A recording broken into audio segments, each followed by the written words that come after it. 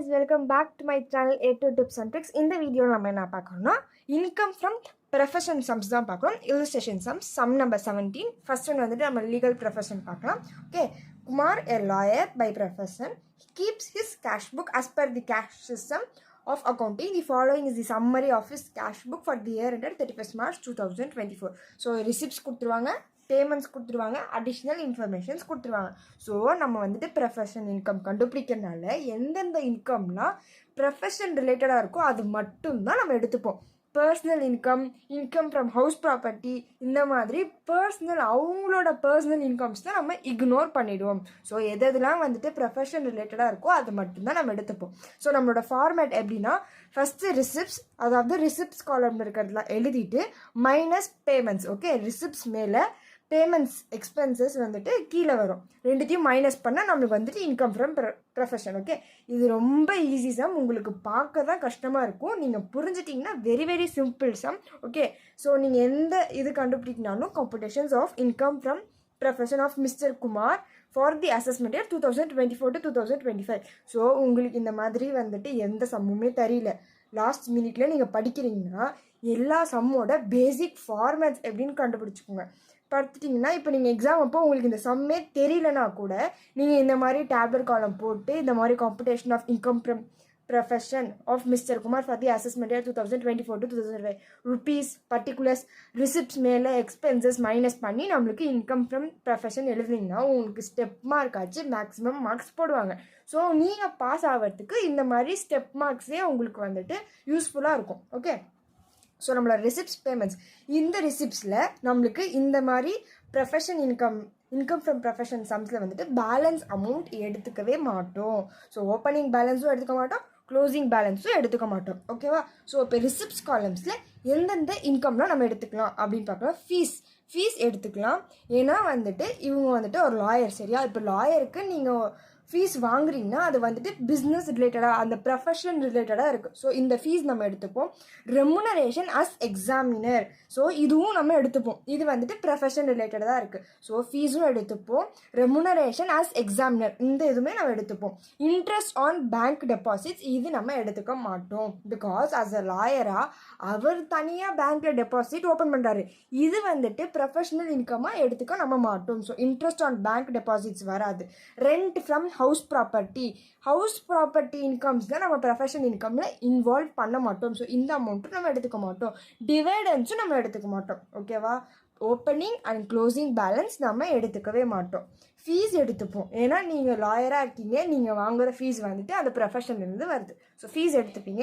Remuneration as a examiner, நீங்கள் ஒரு லாயராக இருந்து நீங்கள் ஒரு எக்ஸாமினராக இருக்குது, உங்களுக்கு ஒரு ஃபீஸ் கொடுக்குறாங்க. ஸோ அந்த ரெமுனரேஷன் அமௌண்ட் நீங்கள் எடுத்துப்பீங்க. இன்ட்ரெஸ்ட் ஆன் பேங்க் டெபாசிட்ஸ் எடுத்துக்க மாட்டோம். ஹவுஸ் ப்ராப்பர்ட்டி இன்கம் எடுத்துக்க மாட்டோம். டிவைடன்ஸ் எடுத்துக்க மாட்டோம்.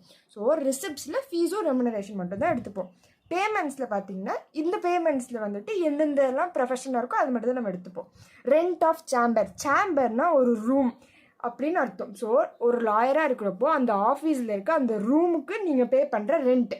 ஸோ இந்த எக்ஸ்பென்ஸ் நம்ம எடுத்துப்போம். ஏன்னா இது வந்துட்டு ப்ரொஃபஷன் ரிலேட்டடாக இருக்குது.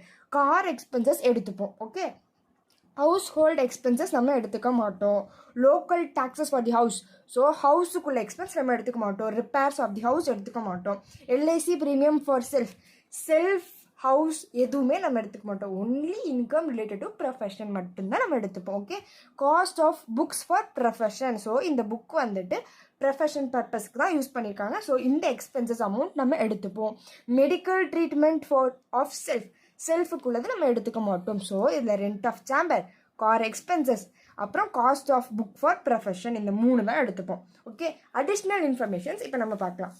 ஸோ ஃபஸ்ட் அடிஷ்னல் இன்ஃபர்மேஷன் அது 1/3 of the house is used by Kumar for his own residence self, இதெல்லாம் நம்ம எடுத்துக்க மாட்டோம். ஸோ ஃபர்ஸ்ட் ஒன் நம்மளுக்கு கிடையாது.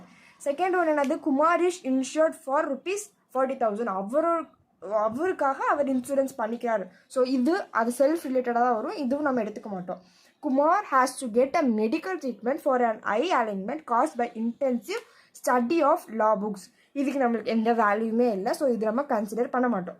ஓகே, டி பார்க்கலாம். 1/2 of car expenses related to the personal use of the car by Kumar. So நம்ம car expenses personal இல்லாமல் profession income. Okay, நீங்கள் வந்துட்டு காரை யூஸ் பண்ணி தான் ஒரு எந்த ஜாபாக இருந்தாலும் போவீங்க. ஸோ அது வந்துட்டு ப்ரொஃபஷன் ரிலேட்டட் தான். ஓகே, ஸோ கார் எக்ஸ்பென்சஸ் எடுத்துப்போம். இதில் என்ன சொல்கிறாங்கன்னா 1/2 of the car expenses related to personal use. So 1/2 50%. Okay, so இந்த 3600ல 50% personal use, 50% வந்துட்டு professional use. So நீங்கள் வந்துட்டு 3600 into 1/2 போடணும். ஏன்னா half வந்துட்டு நீங்கள் personal யூஸ் பண்ணிட்டாங்க. ஸோ ரிமைனிங் half தான் வந்துட்டு ப்ரொஃபஷன். ஸோ 1/2 போட்டு நம்ம எழுதிடுவோம். ஓகே, நெக்ஸ்ட் டீலே வந்துட்டு 2 இருக்குது. செகண்ட் ஒன்று என்னது, depreciation computed at the prescribed rate on the written down value of the car is 2000. So depreciation amount நம்ம எடுத்துப்போம். ஸோ இந்த டியோடது மட்டும்தான் எடுத்துக்கலாம். ஸோ ஓகே, நான் நோட்டில் போட்டு கன்ஃபியூஸ் ஆகுங்கிறவங்க நான் எழுதி உங்களுக்கு எக்ஸ்பிளைன் பண்ணுறேன். ஓகே, ஸோ நீங்கள் வந்து அந்த காம்படிஷன்ஸ்லாம் நீங்கள் எழுதிக்கோங்க. நான் எக்ஸ்ப்ளனேஷன்ஸ் பண்ணுறதுனால வெறும் பர்டிகுலர்ஸ் ருப்பீஸ் சிம்பிள்ஸ் மட்டும் ருப்பீஸ் காலம்ஸ் மட்டும் போட்டு உங்களுக்கு எக்ஸ்பிளைன் பண்ணிடுறேன். ஓகே, ஸோ ஃபஸ்ட்டு நம்ம என்ன பண்ணுறோம், ப்ரொஃபஷ்னல் ரிசிப்ட்ஸ் அப்படின்னு எழுதிடணும். ஓகே, ஸோ நம்ம வந்துட்டு ரிசிப்ட்ஸ் மேலே எழுதி ரிசிப்ட்ஸோட பேமெண்ட்ஸ் மைனஸ் பண்ணால் நம்மளுக்கு இன்கம் ஃப்ரம் ப்ரொஃபஷன் வந்துடும். ஸோ ப்ரொஃபஷ்னல் ரிசிப்ட்ஸில் என்னென்ன வரும் நம்ம பார்த்தோம். ரிசிப்ட்ஸில் ஃபர்ஸ்ட் ஒன் வந்துட்டு ஃபீஸ் வரும், அப்போ ரெமுனரேஷன் ஆஸ் அன் எக்ஸாமினர் வரும். ஓகே, ஸோ ஃபீஸோட அமௌண்ட் வந்துட்டு நம்மளுக்கு 35,000, ரெமுனரேஷன் வந்துட்டு 3,000. ஸோ ரெண்டுத்தையும் ஆட் பண்ணால் நம்மளுக்கு 38,000 தான் ப்ரொஃபஷ்னலோட ரிசிப்ட்ஸ். ஓகே, நெக்ஸ்ட் வந்துட்டு மைனஸ் எக்ஸ்பென்சஸ். பேமெண்ட்ஸ்னால் நம்மளோட எக்ஸ்பென்ஸ், நம்ம வந்துட்டு பே பண்ணுறதுனால நம்மளுக்கு அது வந்து எக்ஸ்பென்ஸ். ஸோ மைனஸ் எக்ஸ்பென்சஸ், நீங்கள் மைனஸ் பேமெண்ட்ஸ்னு இருந்தால் கூட போதும். ஸோ எக்ஸ்பென்சஸில் நம்ம என்ன பார்த்தோம், ரெண்ட் ஆஃப் சேம்பர் வரும் 2400. ஓகே, ஸோ கார் எக்ஸ்பென்சஸில் ஹாஃப் ஆஃப் தி கார் வந்துட்டு personal use. So remaining half தான் நம்மளுக்கு வந்துட்டு professional use. So 3600 into 1/2. Okay, 3600 into 1 divided by 2, 1800. Okay, next நம்மளுக்கு என்ன வரும்னு பார்த்தோம், டிப்ரிசியேஷன் ஆஃப் கார் வரும்னு சொன்னேன்னா. ஸோ டிப்ரிசியேஷன் ஆஃப் கார் வந்துட்டு 2000. ஏன் 2000 into 1/2? ஏன்னா நம்மளோட காரை வந்துட்டு ஹாஃப் வந்துட்டு பர்சனல் யூஸ் பண்ணிட்டாங்க. ஸோ நீங்கள் டோட்டல் காரோட அமௌண்ட்லேயும் நீங்கள் வந்துட்டு ஹாஃப் எழுதணும், டிப்ரிசியேஷன் வேல்யூலையும் நீங்கள் வந்துட்டு ஹாஃப் எழுதணும். So okay, so 2000 into 1 divided by 2, 1000 rupees. Okay, next நம்மளுக்கு என்னது, காஸ்ட் ஆஃப் அ புக்கு வந்துட்டு ப்ரொஃபஷனுக்கு யூஸ் பண்ணியிருக்காங்க. So 4000 into 40%. ஏன் 40%னா நம்ம வந்துட்டு அந்த புக்குள்ள டிப்ரிசியேஷன் வேல்யூவை கம்பேர் பண்ணி தான் நம்ம எழுதணும். புக்குக்கு வந்துட்டு 40% டிப்ரிசியேஷன். நீங்கள் வந்துட்டு சில சம்ஸில் வந்துட்டு அவங்களே டிப்ரிசியேஷன் வேல்யூ கொடுத்துருப்பாங்க, பட் சில சம்ஸில் கொடுக்க மாட்டாங்க. புக்குக்கெலாம் வந்துட்டு 40% டிப்ரிசியேஷன், கம்ப்யூட்டர்ஸ் அதுக்கெலாம் 40% டிப்ரிசியேஷன், டைப்ரைட்டர்ஸ் ஃபர்னிச்சர்ஸ்க்குலாம் வந்துட்டு 10% டிப்ரிசியேஷன். ஸோ இந்த டிப்ரிசியேஷன் வேல்யூஸ்லாம் நீங்கள் வந்துட்டு டிப்ரிசியேஷன் லெசன்ஸில் படிப்பீங்க, அப்போ உங்களுக்கு புரியும். ஓகே, ஸோ நம்மளோட புக்குக்கு வந்துட்டு 40% தான் டிப்ரிசியேஷன். So 4000 into 40%, 1600. அவ்வளோதான். இந்த 4 அமௌண்ட்டையும் ஆட் பண்ணி எழுதிடலாம். 2400, 1800, 1000, 1600. ஸோ 6800 நம்மளுக்கு வந்துட்டு டோட்டல் எக்ஸ்பென்சஸ். ஸோ ப்ரொஃபஷனல் ரிசிப்ட்ஸோட எக்ஸ்பென்ஸ் வேல்யூ மைனஸ் பண்ணி எழுத போகிறோம். So 3800 minus 6800, 31,200. இதுதான் நம்மளோட income from profession. Okay, so இந்த சம்லாம் வந்துட்டு ரொம்ப ஈஸி சம்.